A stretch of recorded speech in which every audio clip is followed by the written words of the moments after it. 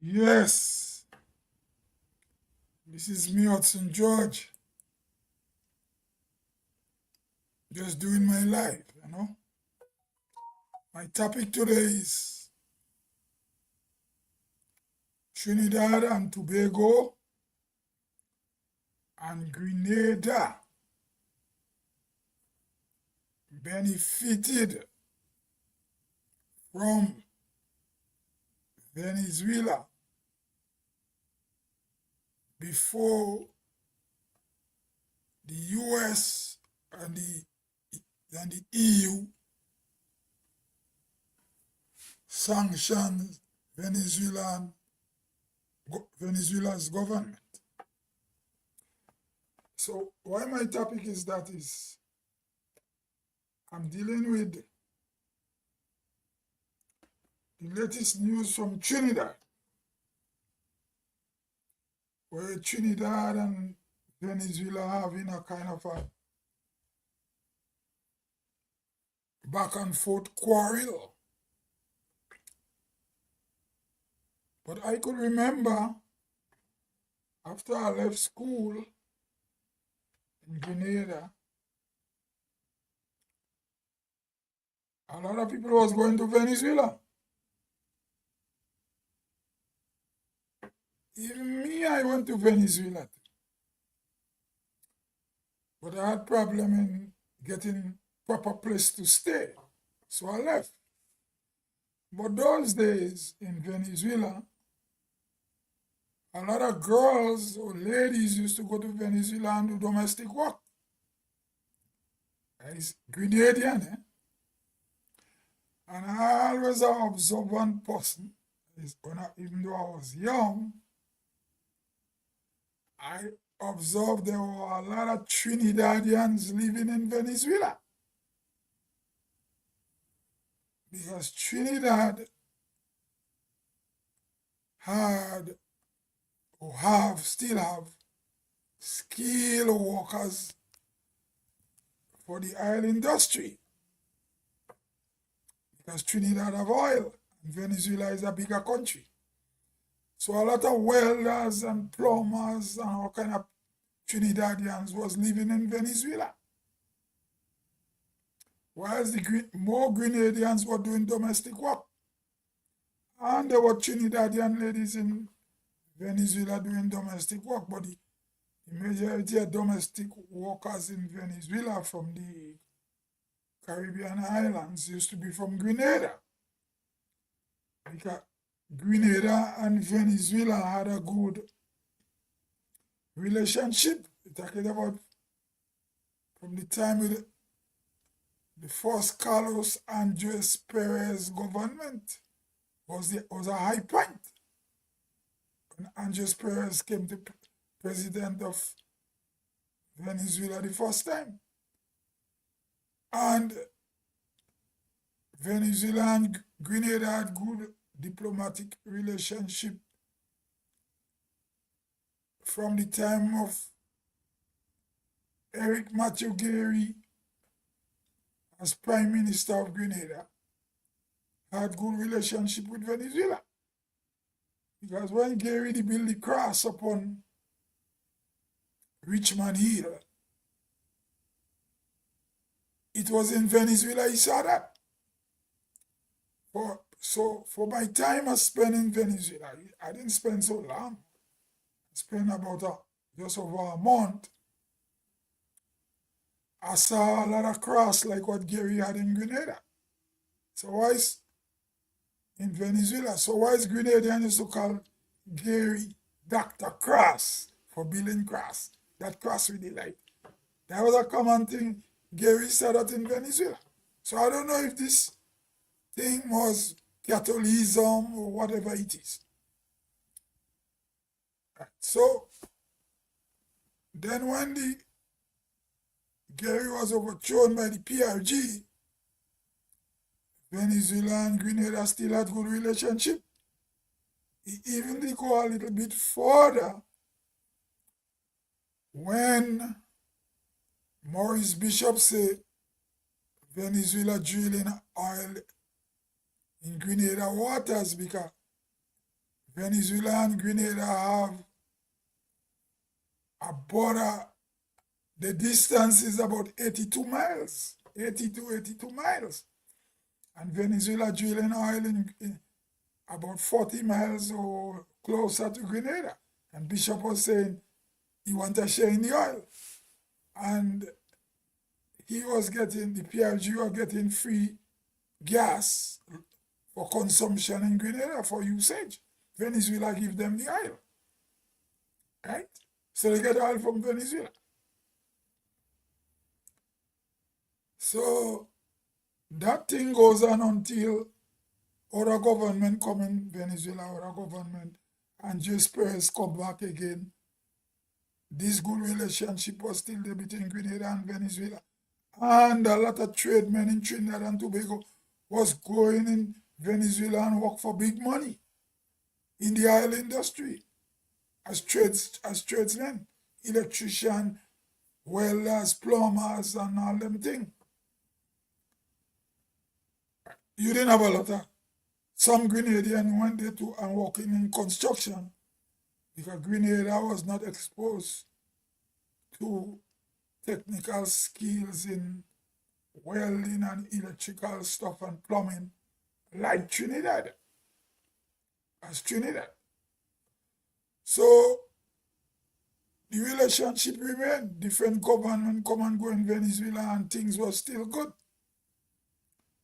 Because in Venezuela, a president run one term and he have to give way and he could come back years later and run again. I think Andres Perez, he came back again and run. And I think Chavez, they overthrew him. Or Chavez, they tried to overthrow him. And Chavez, they get caught. And when the next guy what was president came back and run, I think was Campino, was him? Or was Campino Echeverria? One of them Venezuelan guy, I think. But I think it was Campino. He let go Chavez from prison and Chavez would campaign and win election. And become the president of Venezuela in the democratic process because the coup failed. Chavez became popular. So all up to the time before America and Europe, European Union, the EU, before they sanctioned the Venezuelan government, things were good in Venezuela. A lot of Grenadians was working in Venezuela. There were about maybe close to 30,000 Grenadians in Venezuela. It was more than 20,000. Could have been at that, or 18,000, I don't know how much. So, but Trinidadians were making bigger money in Venezuela than the Grenada. So when I see the new government in Trinidad having problem with Venezuela, verbal exchange of rhetorics, I don't think they should do that because Venezuela is too close to Trinidad and Tobago and Grenada for these English-speaking Caribbean countries to be on bad terms with Venezuela. Because when your boat break down, when a boat traveling south of Grenada, or the boat traveling south in Tobago or Trinidad, because Trinidad is very close to Venezuela. Very, very close. And Tobago is close too. And Grenada is very close too. When the engine break down in Venezuela, they doesn't end up. Because just last week, the Grenada government had to negotiate the release of some Grenadian sailors whose boat engine broke down and they drift into Venezuela. So all this rhetoric with the Trinidad new prime minister and Venezuela, that they shouldn't do it. They should keep it cool because these countries are too close. So I don't know. I don't find the Venezuela Trinidad conflict, little, I call it petty conflict, should be talking about gunboat the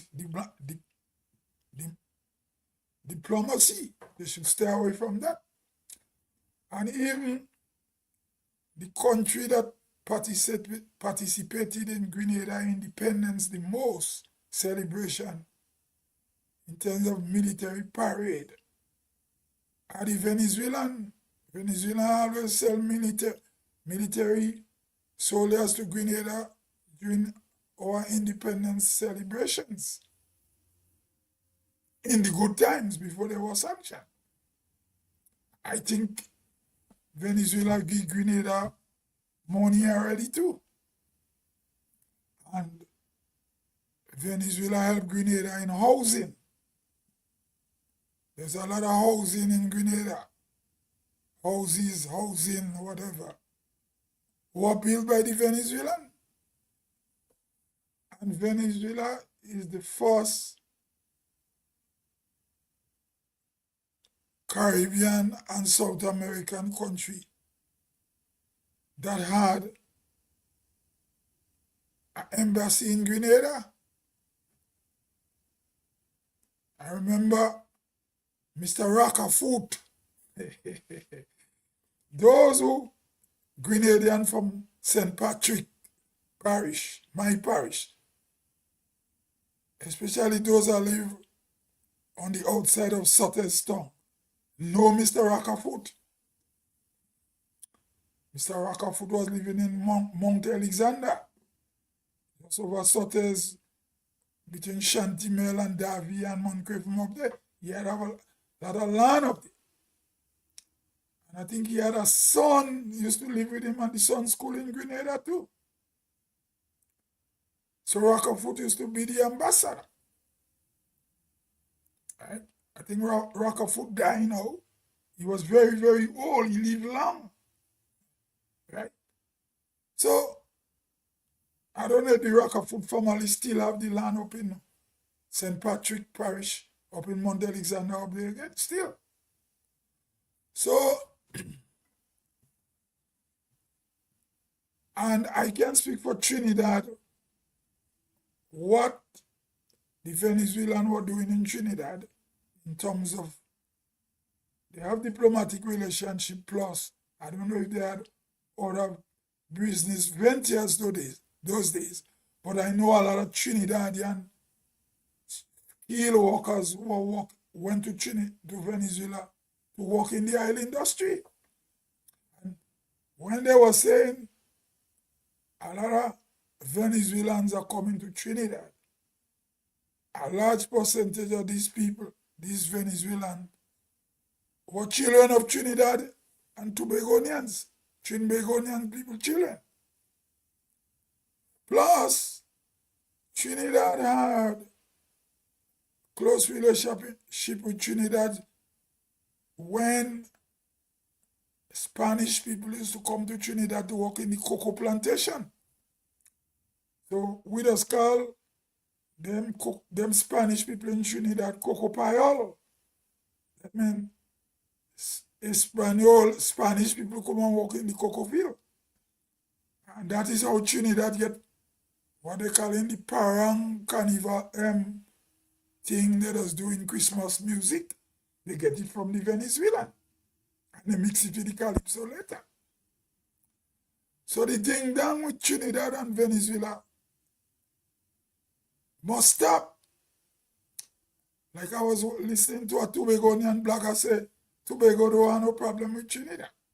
Because the Venezuelans just come to Trinidad, to Tobago, and there is no problem. They have good relationship.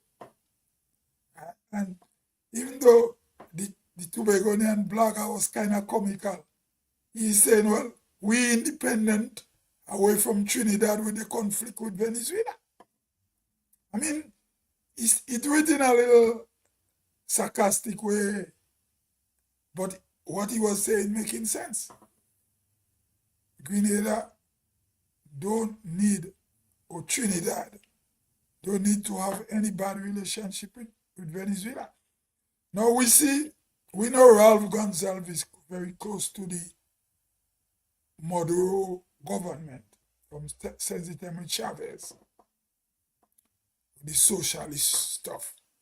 And Ralph Gonsalves of St. Vincent.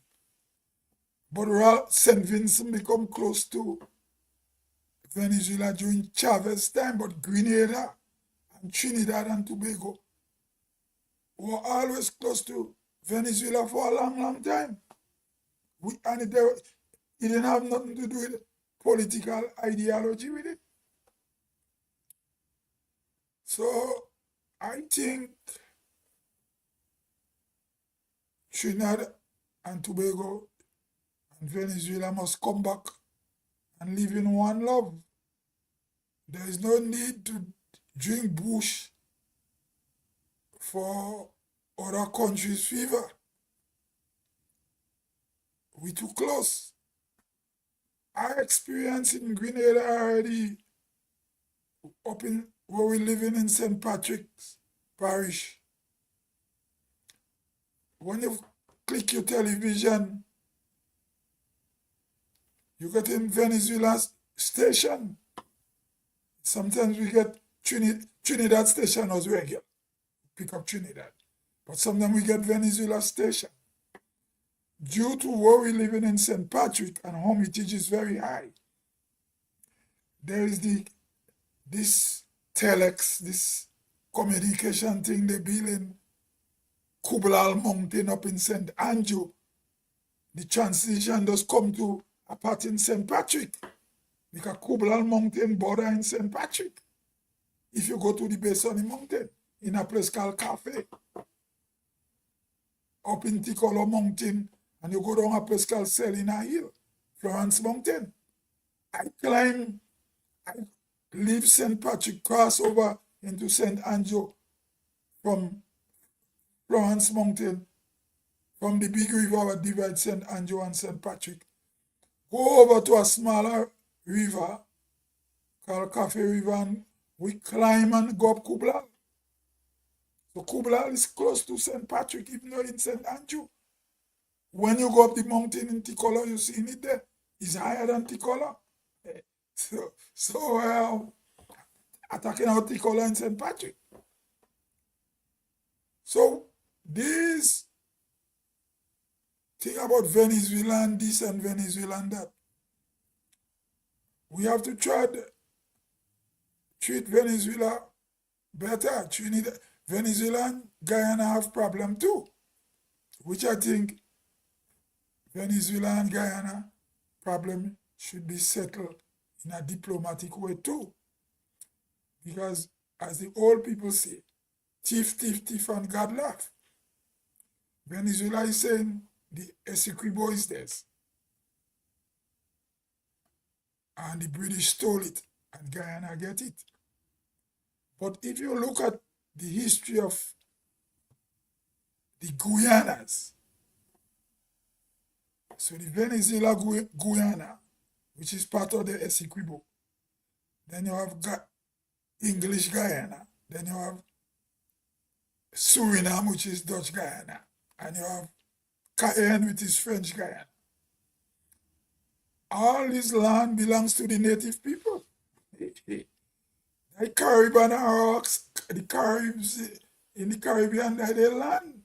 And other groups, maybe the Seabonese, because they say the Seabonese came to Grenada before the Carib came. They talk about Arawak. Some people say the Arawak come from South America and they went up north. They live on bigger islands. So basically,